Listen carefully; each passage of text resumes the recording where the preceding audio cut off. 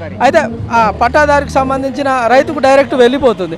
కానీ ఏదైతే దాని మీద కౌలు చేస్తున్నారో అటువంటి రైతులకు అవి వచ్చేటువంటి పరిస్థితి లేదు. అట్లా బెనిఫిషియర్ మొత్తం రైతు, అక్కడ ఉన్నటువంటి రైతు ఎవరైతే పట్టదారులు ఉన్నారో వారికి వెళ్ళిపోతున్న డబ్బులు మొత్తం కౌలు రైతులకు ఒక్క రూపాయి కూడా రావట్లేదు. మరి అలా రావాలంటే ఏం చేయాలి ప్రభుత్వం? అది రావడానికి ఒక నూతన యాక్షన్ ప్లాన్ తీసుకోవాలి. ఆ యాక్షన్ ప్లాన్ తీసుకొని ఒక కొత్త కౌలు రైతులకు ఒక చట్టం అనేటువంటిది ఏర్పాటు చేసి వాటికి వీధి విధానాలు ఏర్పాటు చేసి కౌలు రైతుకు న్యాయం చేయాలని చెప్పేసి కౌలు రైతులు తరఫున మేము డిమాండ్ చేస్తున్నాం సార్.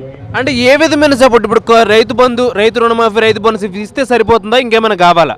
ఇప్పుడు ఏదైతే రైతులకు ఏ రకంగా అయితే చెందుతుందో అదే రకంగా ఇప్పుడు గ్రామీణ ఉపాధి హామీ చట్టం ఉంది. ఏదైతే కూలీలకు కూడా, పేదలకు కూడా న్యాయం చేసే చట్టం ఏ రకంగా తీసుకొచ్చిరో కౌలు రైతులకు కూడా మేము ఈ ఫలానా చేస్తే బాగుంటుంది అనేటువంటి వీధి విధానాలు చేయడానికి ప్రభుత్వం ముందుకు వస్తే ఖచ్చితంగా పాయింట్ టు పాయింట్ ఒక 10 అంశాలు ఉన్నాయి.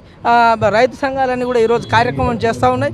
మరి రైతు సంఘాలన్నీ కూడా ఏదైతే ఆ రైతు సంఘాలు ఇచ్చేటువంటి వాటితో పాటు ప్రభుత్వం కూడా అన్ని పరిశీలించి ఒక కమిటీ వేసి దానికి ఒక స్పష్టమైన వీధి విధానాలు చేస్తారు. మరి మీ ఇబ్బందుల గురించి కానీ మీరు ఏవైతే సమస్యలు ఎదుర్కొన్నారో వీటి గురించి ప్రభుత్వానికి ఎప్పుడైనా తెలియజేశారా, ఆ ప్రయత్నం చేశారా?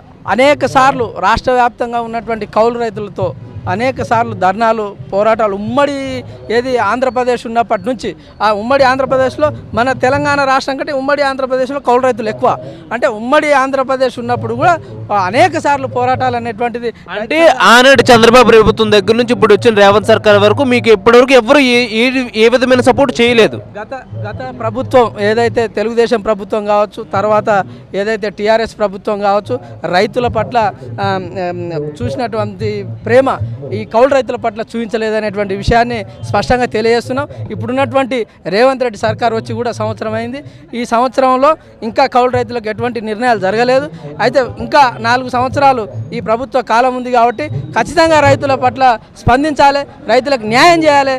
న్యాయం చేస్తాడనే నమ్మకంతో ఈరోజు మరి ఆయన మీద ఉన్న నమ్మకంతో ఈరోజు మేము అందరం కూడా పోరాటానికి, ఎందుకంటే 1-2 సార్లు 10 సార్లు ముఖ్యమంత్రి గారికి తెలియజేస్తే బాగుంటుంది అన్నట్టు మరి కార్యక్రమాలు తీసుకోవడం జరిగింది. కాబట్టి ఆ రకంగా కార్యక్రమాలు తీసుకున్నాం, ముఖ్యమంత్రి గారి దృష్టికి తీసుకెళ్తున్నాం. ఖచ్చితంగా ముఖ్యమంత్రి గారు స్పందిస్తారనేటువంటిది నమ్మకం ఉంది.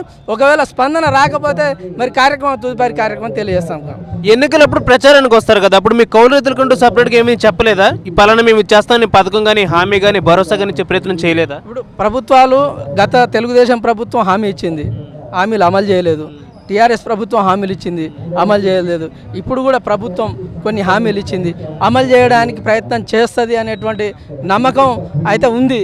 కాబట్టి ఆ ప్రభుత్వాల దృష్టికి తీసుకురావడానికి మేము కృషి చేస్తున్నాం. ఖచ్చితంగా ఈ 6 నెలల్లో ఏదైతే 6 నెలలు గడిచిపోయింది, ఇంకో 6 నెలలు, దాదాపు సంవత్సరం గడిచిపోయింది.